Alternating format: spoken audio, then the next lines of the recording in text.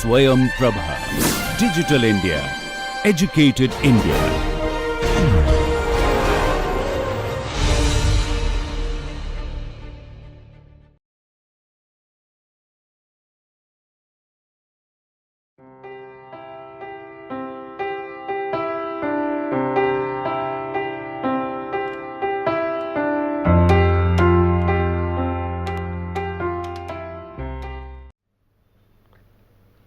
Welcome to today's lecture. We'll continue discussing on the Indian ore deposits, and as stated before, we will be concentrating on a few selected ones to have some idea about the mineral potentials of the Indian peninsula, and keeping in mind that areas which look to be more potential should be subjected to more intense exploration efforts to augment resources of such kind of important metallic minerals or metals in the country. So, let us continue. So, from last discussion which we are discussing on the iron deposits, we will move over to the next important mineral which is one of the critical metals in which the resources are quite short in the Indian context. So, let us talk about the gold deposits. In the world occurrences, we saw that these gold deposits could be of these genetic types.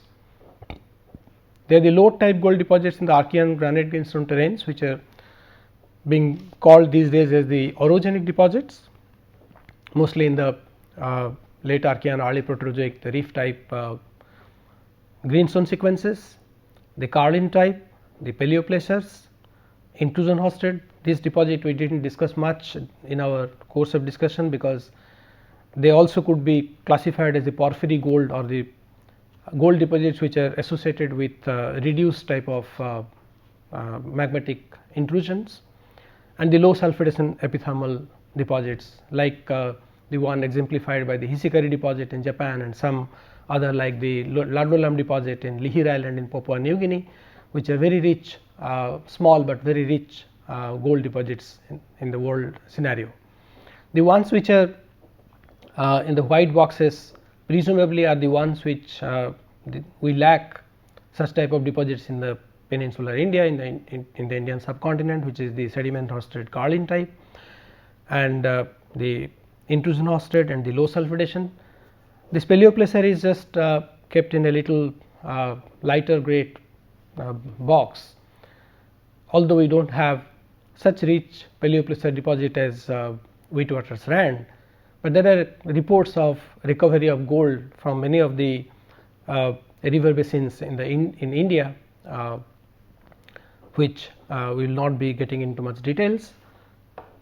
So, as stated before, during the discussion on the different cratonic blocks and their mineral potentials, we discussed that the Dharwar craton is endowed with appreciable gold potential, although it will look rather quite meager compared to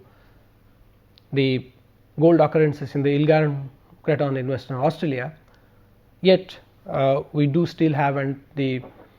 area in the eastern and the western Dharwar craton do have a lot of promise for discovery of few more such gold occurrences in the country, and minor occurrences as I stated in Bundelkhand, Bastar and Singhbhum cratons, where there are some small localized or rudimentary development of some greenstones which are metamorphosed and present as schistose rocks in these cratonic blocks in restricted basins. There such as, for example, the Mahakosal belt in the Bastar, between the Bastar and the Bundelkhand craton. In the Bastar craton there are areas such as the Sonakhan belt, which is also gold bearing, and in Singhbhum craton there are certain greenstone metamorphosed greenstone belts which are identified, and the one to be quoted as the, which is essentially in a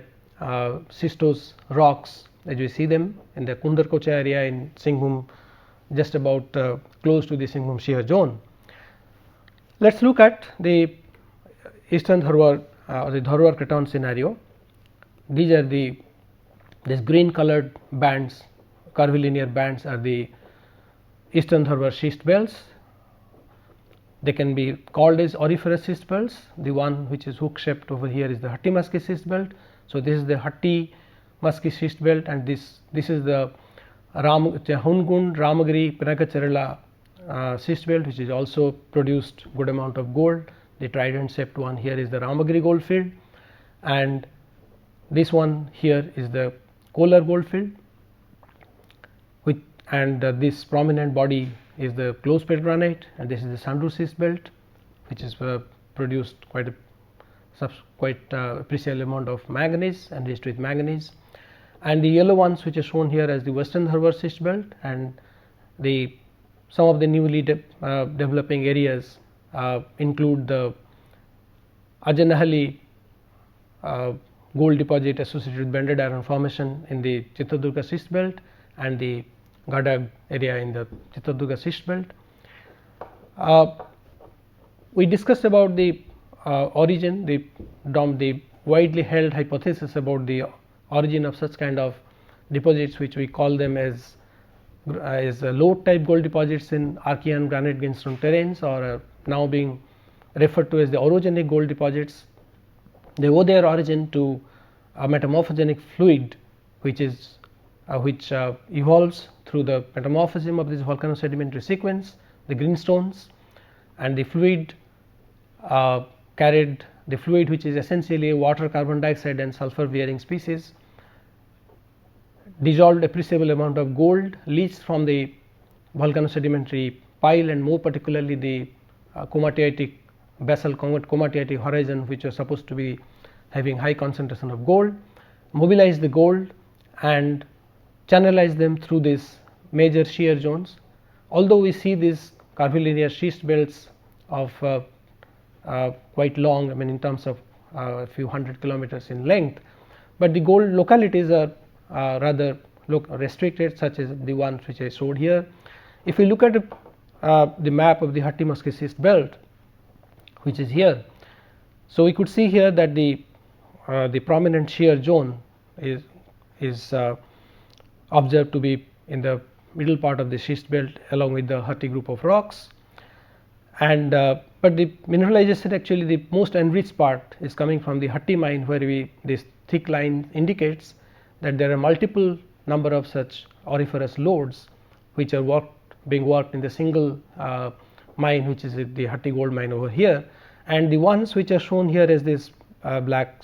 short black lines are only small prospects, and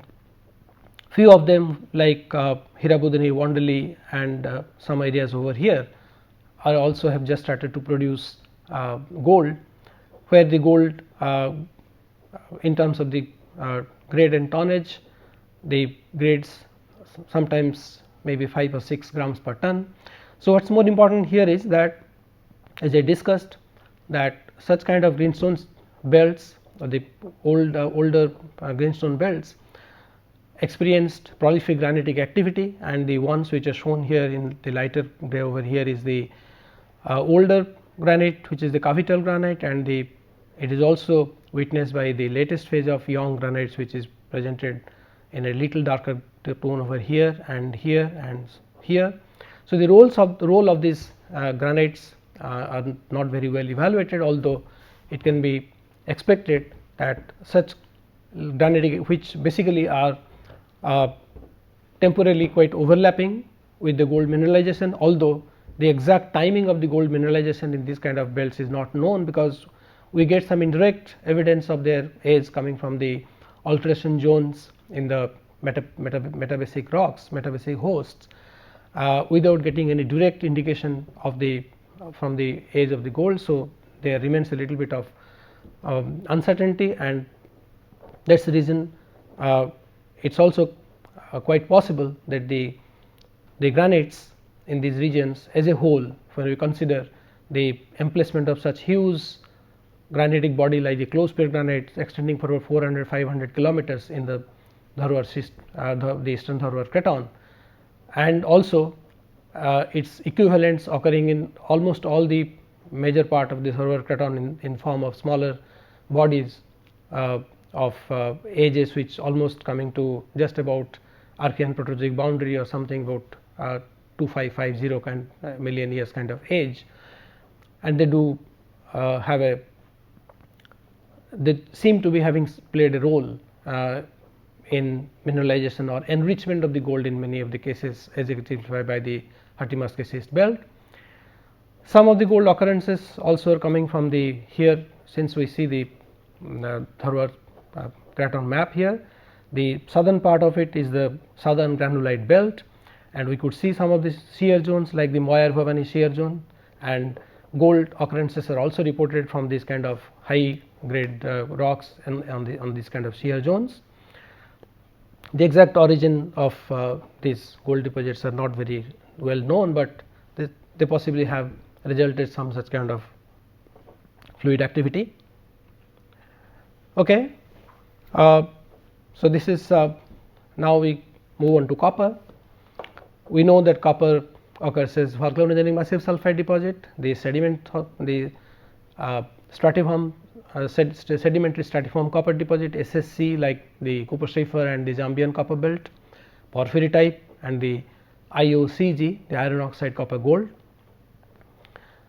This has been put in a white box, presuming that we in the Indian scenario we lack as of now, as per the present state of the knowledge is concerned, we do not have any SSC type of copper deposit in the country. The only volcanogenic massive sulphide deposit of proved volcanogenic massive sulphide deposit affiliation comes from the Dharwar craton, as I just mentioned. There is the Ingalthal deposit associated with the schist belt on the western Dharwar craton, and the two important type of deposits is porphyry type and the IOCG. These are put in the box, not a grey box, because we still possibly have a bit of a doubt whether we do have porphyry type copper deposits or IOCG deposit in any part in the country. Going by the world distribution, temporal distribution of the porphyry type deposits, which are essentially associated with young granitic activity taking place in the convergent plate boundaries like the Chilean Andes or somewhere in the Papua New Guinea or the Philippines, Fiji area, and some paleo subduction zones identified in parts of Iran or somewhere in in China. This Indian peninsular area dominated by the older granitic rocks is rather looked to be very less likely or less prospective to be hosting a deposit which is of the type of porphyry type and IOCG. So, in this context I will just like to focus upon some of the part in central India. Before that, since they are related, tin, we have porphyry tin, we have skarn, we have granite pegmatite, and as we have very little possibilities of bearing the extra peninsular India in the Himalayan collagen zone, we can possibly rule out the occurrence of such porphyry tin deposits anywhere in the peninsular India. And there are reports of skarn deposit in the Aravalli craton, which I will be maybe touching upon just when we will be discussing Aravalli craton. But in major part of the Indian peninsula in the Bastar or Singhbhum and the Dharwar craton, we don't, as of now we do not have any report of occurrence of such skarn type mineralization giving tin tungsten deposits. With that, I will just go to the copper mineralization. We will discuss the western the northwestern Aravalli craton into a little bit of details, but since we are discussing copper, it would be worthwhile to briefly discuss about it. Occurring in the North Delhi fold belt, which is the northern part of the Aravalli craton.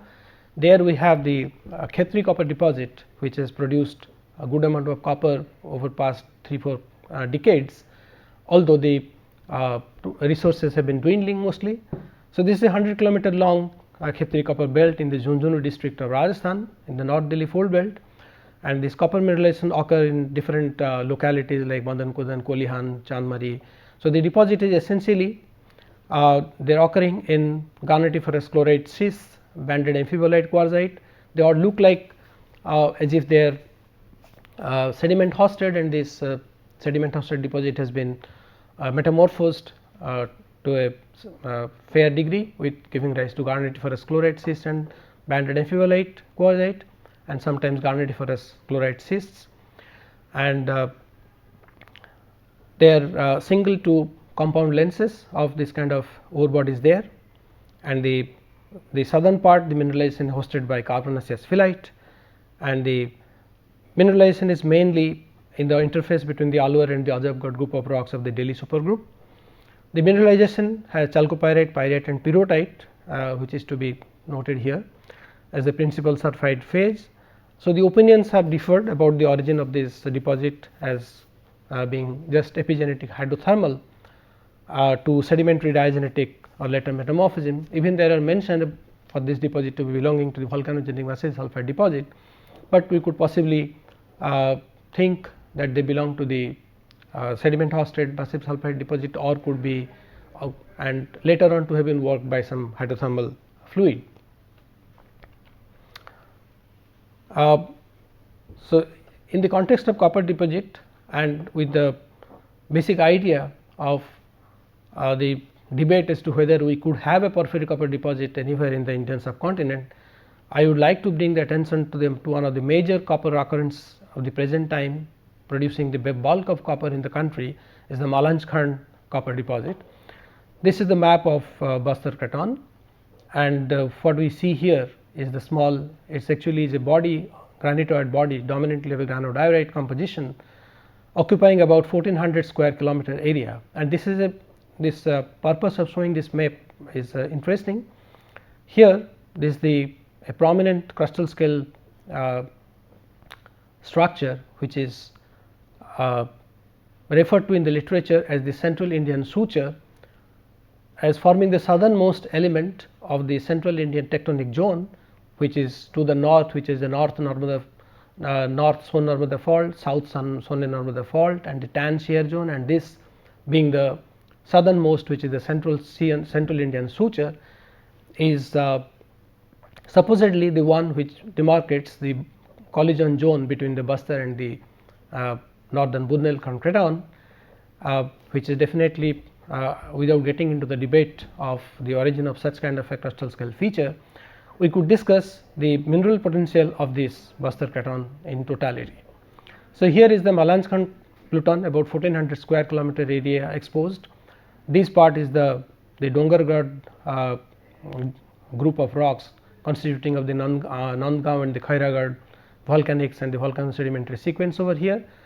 and two small bodies of the Dongargarh granite and the larger part of the Dongargarh granitoid in the Manpur Dhanora area, and this is the large Kanker pluton over here, and this is the Chhattisgarh basin, and this is the geologic setting of the Bastar Craton. So, this is the picture about the Malanjkhand copper deposit, where just about this is the northern part of the Malanjkhand, northwestern part of the Malanjkhand granitoid body, where there are indications of brittle ductile shearing, and where most part of the granitoid pluton is undeformed. And what we see here is about a more than 2 kilometer long body of quartz, which we call as a quartz reef, which is very richly mineralized with respect to copper, the dominantly the mineral being chalcopyrite and pyrite, and very significant in its absence of pyrrhotite as a sulphide mineral anywhere in this deposit, and this deposit is surrounded by the granite, and some of the features of the mineralization is shown here. The main mineralization is concentrated in the median quartz reef, which goes for about 2.2 kilometers, and its varying width. In the central part it attains about a width of about 100 meters and tapers down to the north and south, and is disrupted and dislocated by the later dikes which are unmineralized and also aplastic kind of body. At the ore body, the section shows it's clearly a body which looks like being controlled by a major fracture zone, where the ore body is of a tabular shape and extending to depths of more than 800 meters. And the immediate contact, the granite also contains such kind of stringers which are also mineralized, but as a whole the style of this mineralization is nowhere compared to the porphyry style copper deposit which is reported in literature coming from the Chilean Andes or any part of the world, and it lacks the prominent alteration zone in terms of the silicic or the phylic alteration zone is simply absent, whereas the kind of alteration which can be thought of as a propylitic alteration far extends beyond the reaches of the mineralization, of the confine of the mineralization, and this kind of this shows a very picture of a very richly mineralized part of the quartz reef, and which is shown here, and this varies in its nature in terms of its thickness and the nature of being of a sheeted vein complex which runs for about this much. And here the fluid characteristics is also quite different. It is a dominantly low temperature fluid, although it is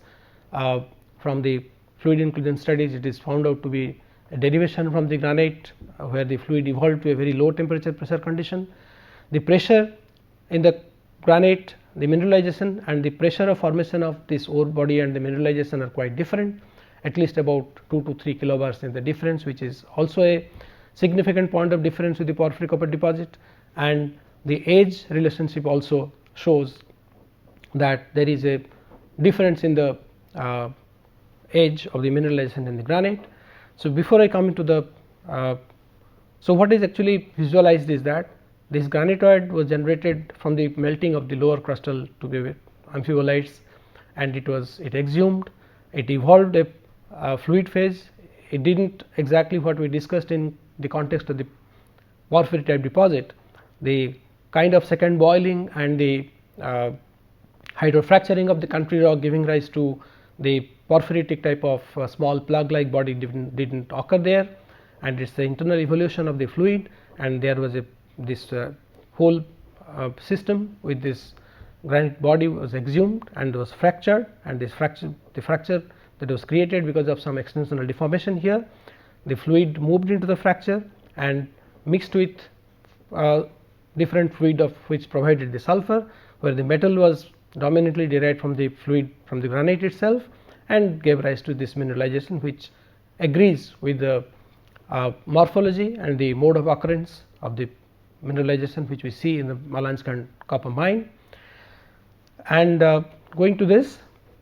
it looks quite interesting, because as of now this is the Malanskan body, this is the Dongargad group of rocks, the volcanics and the sediments, Nandgaon and the Khairagad group of rocks. This is the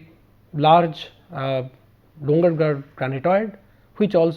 is not reported to be bearing any significant mineralization, so it can be called as barren, whereas these areas which is very close to the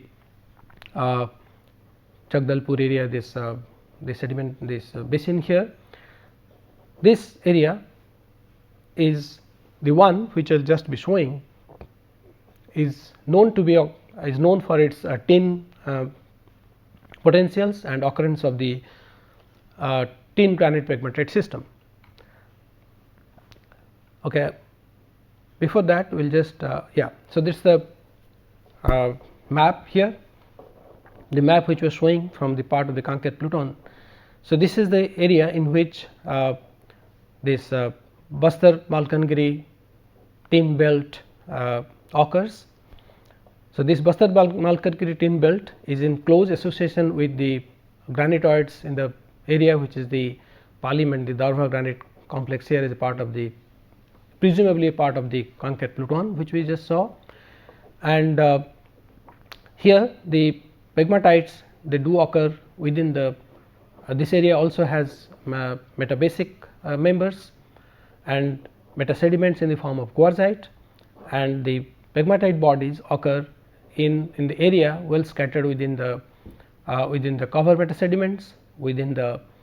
metabasics as well as in the metasediments. Interestingly, the pegmatites which are emplaced within the metasediments and the metabasics, they do exhibit good zoning and the rich mineralization of tin in the form of cassiterite, and the early formed minerals are generally the tantalum, niobium bearing columbo tantalate type of mineralization. So, this system also, it is from the systematic study of fluid inclusions and mineralogy, it is concluded that this also evolved as an internal evolution of the granite derived fluid, and emplacement in the form of pegmatites in the country rocks, which evolved by mixing of ground of the meteoric water, high oxidizing meteoric water, and gave rise to the mineralization in at least two stages. The earlier stages a little higher temperature, and the giving rise the occurring the minerals being confined to the contact between the quartz rich core and the surrounding quartzo-feldspathic and mica bearing and other lepidolite type of mica bearing zones, where the second stage of cassiterite, which are essentially free of Nb and Ta deposited. So, this is a story of a granite pegmatite system, tin bearing granite pegmatite system in the Bastar Craton, and so that is how it, if you look at the Bastar area, it would Bastar Craton, it looks like this is a copper bearing granite, this is barren, and this is the tin bearing area, where large part of such kind of granitoids, the mineral potentials are still not very well known, and they provide ample scopes for further study of this area. So, in the context of the Indian mineral deposits, this particular feature worth special mention. This is a part of the Singhbhum Craton. This is the Singhbhum shear zone, which separates the southern and the northern Singhbhum orogens, and this zone, which has been named as known as the Singhbhum shear zone or Singhbhum copper belt thrust zone, can be quoted as a very good example of what we call as a metallotect. This is a shear zone which has the least of its width in the southeast part and widens up towards the west, and what we see in this shear zone is that it is bordered by the major Singhbhum granite and the another phase of that Singhbhum granite, which is the soda granite or the granophyre, which is very closely spatially associated with this shear zone, and this shear zone bears rich mineralization of not only copper, uranium, molybdenite, and even apatite magnetite veins, but more well known for its copper and uranium potential. There is a little bit of a spatial variation here. The southern part is more dominated by copper, where most of the very well known copper occurrences like in Mosamani, Badia, Surda, all these kind of areas are shown by the red dots over here, and the northern part looks to be more dominated by uranium mineralization, where this is the yellow one is uranium, this is Jadugoda, Norwa Pahad, Bhatin, and all these areas here. They seem to be very closely related to the granitic activity. Mineralization, as we all know here, they occur in the schistose rock within the shear zone, quartz chloride schists. Sometimes there are so the mineralization is presumed to be of a structure with a structurally controlled hydrothermal activity, where the much of the fluid and the metals is quite potentially to be contributed by the granite here, as is, and there is quite a bit of a new ideas being coming up for these deposits, being close to the iron ore copper gold affinity also, which is not yet very well established, but this most of the copper occurrences here, by quantity they have mostly have died down. So, most of the copper operating mines have been closed here, but they are still the uranium mineralization or the uranium deposits are still pretty actively being worked here. So, we will continue our discussion on this topic. Thank you.